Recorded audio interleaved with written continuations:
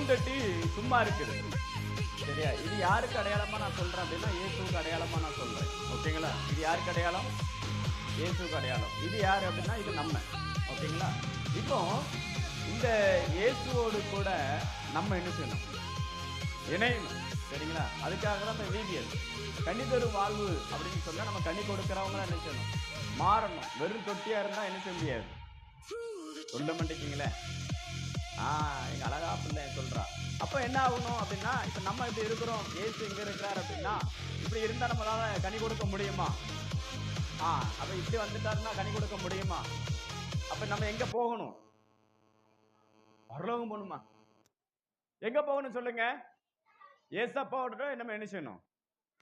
ஏசப்பா உள்ட்ட நம்ம என்ன செய்யணும்? ஏசப்பா கிட்ட நம்ம என்ன செய்யணும்? சேரணும். ஒரு ஆமான்னு சொல்லுங்களேன். தனியா இருந்தா நம்ம கனி கொடுக்க முடியாது. நம்முடைய செடியானது, நம்முடைய கொடியானது ஏசப்பாவோடு கூட என்ன செய்யணும்? இணையணும். அப்படி இணைஞ்சிட்டு அப்படின்னா நல்லா உற்சாகமா கை தட்டுங்க. இவ்வளவு தான் உங்க கை தட்டா. இயேசுவோடு கூட நம்ம இணையும் பொழுது நம்ம அழகான சூப்பரான ஒரு வாழ்வு நம்ம என்ன செய்ய முடியும்? நம்ம கொடுக்க முடியும். வாழ்வு தனியா இருந்துச்சுன்னா நம்ம தனியா இயேசுவை விட்டு நம்ம விலகி நம்ம வாழ்ந்தோம் அப்படின்னா நம்மளால என்ன செய்ய முடியாது? நல்ல வாழ்வு கொடுக்க முடியாது. நம்முடைய வாழ்வு இயேசுவோடு கூட என்ன செய்யணும்? இணைந்திருக்க வேண்டும். ஜோர ஒரு கைத்தட்டு கொடுக்கலாமா?